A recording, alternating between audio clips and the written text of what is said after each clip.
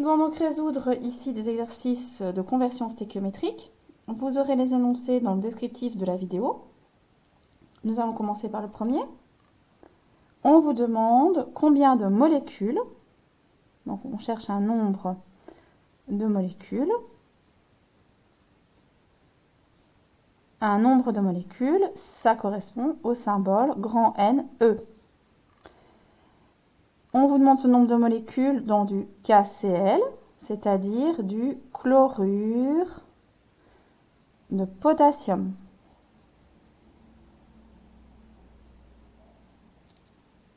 Et on vous dit que nous avons 0,1 mol. 0,1 mol, ça correspond à la quantité de matière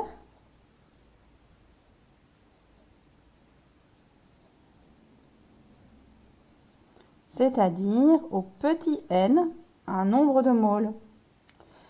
Nous avons une formule qui fonctionne bien, où j'ai n et ne.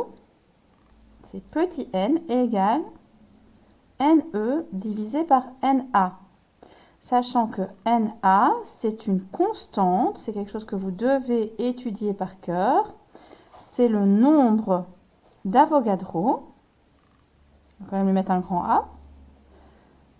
D'Avogadro. Et nous utilisons la valeur de 10 exposant 23 entités.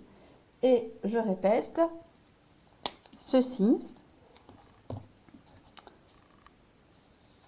c'est à connaître par cœur. Nous allons pouvoir résoudre l'exercice. Pour cela, nous allons transformer la formule. Nous avons n fois na égale ne.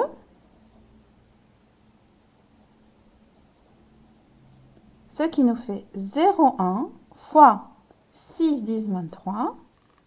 Nous obtenons 6, 10, 22 molécules de KCl. On essaye d'être le plus précis possible. Exercice 2. On nous demande une comparaison. J'ai d'un côté 0,01 mol d'eau et de l'autre 0,1 mol d'oxygène moléculaire, c'est-à-dire d'O2. Et on me demande de comparer le nombre de molécules dans chacune. Donc ce que je cherche, c'est de comparer le Ne dans 0,1 mol d'eau et le Ne dans 0,1 mol de dioxygène et savoir là où il y en a le plus. Qui en a le plus. D'accord? N'oubliez pas, donc je vais laisser un tout petit peu de place, je vais laisser 2 lignes. N'oubliez pas que, de nouveau, on a une constante qui est dans une mole, et c'est toujours le nombre d'Avogadro. J'ai toujours et de manière obligatoire Na entité, c'est-à-dire 6, 10, 23 entités dans une mole. C'est obligatoire, c'est constant, c'est à retenir.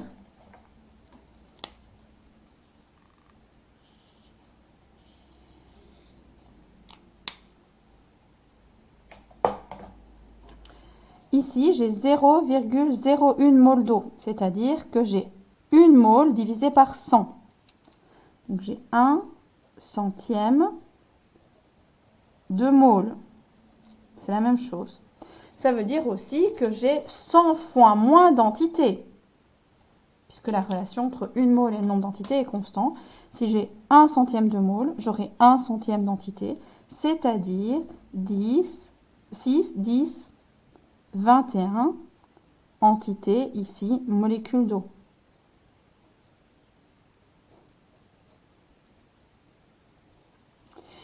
Je compare, hein, toujours, je vais faire une ligne pour ma comparaison.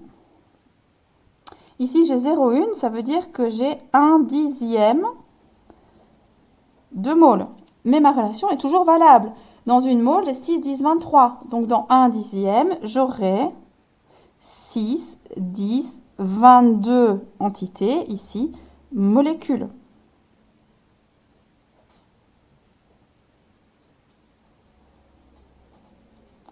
Pour terminer de répondre à ma question, où y en a-t-il le plus?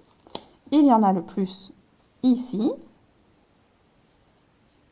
Donc, il y a le plus d'entités dans 1/10 de mole plutôt que dans 1/100 de mole. Question suivante. Petit 3.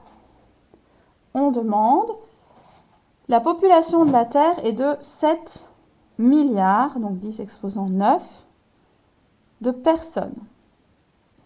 L'exercice est un peu vieux, on est déjà bien plus que 7 milliards.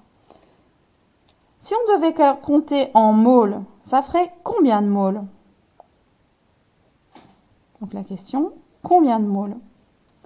Donc qu'est-ce qu'on cherche? On cherche petit n. Rappelez-vous, je l'ai noté avant, le petit n c'est la quantité de matière. Ici, bien sûr, ce n'est plus de la matière, mais des humains. Mais enfin, ici, on fait le parallèle en fait. Donc, on va chercher petit n, c'est mon inconnu.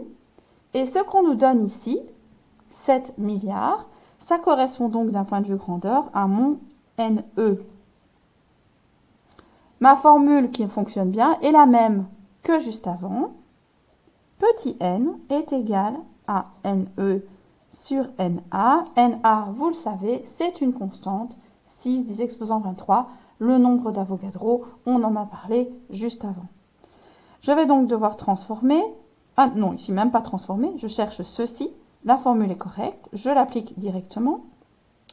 J'ai donc 7 10 exposant 9, 7 milliards, divisé par le nombre d'Avogadro, 6 10 23.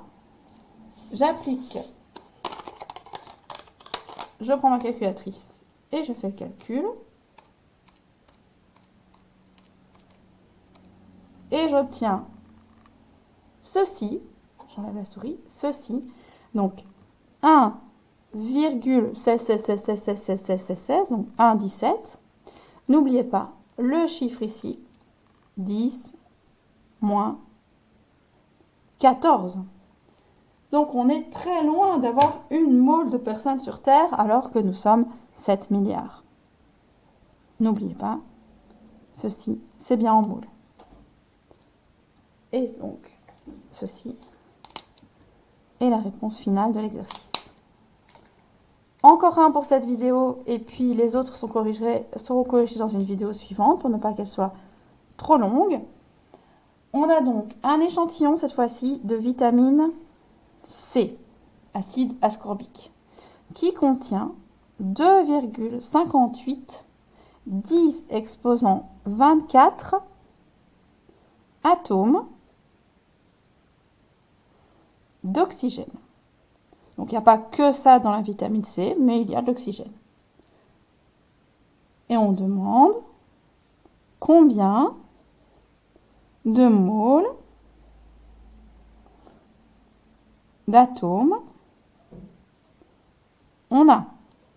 Combien de moles d'atomes? C'est petit n. On me donne un nombre d'atomes, c'est Ne. De nouveau, quelle est la formule? Celle qu'on a utilisée juste avant. N est égal à Ne sur Na. Voici mon inconnu. Voici ma donnée qui est ici. Et mon Na, rappelez-vous, encore une fois, le nombre d'Avogadro, 6 10 exposant 23, à connaître par cœur. J'applique la formule.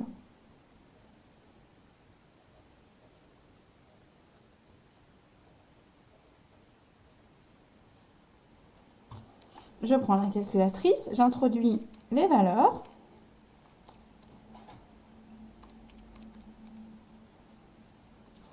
J'obtiens ceci, c'est-à-dire 4,3.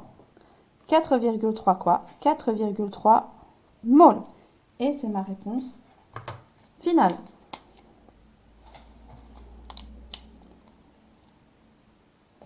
Voici pour cette première vidéo. Je corrige d'autres exercices dans la vidéo suivante.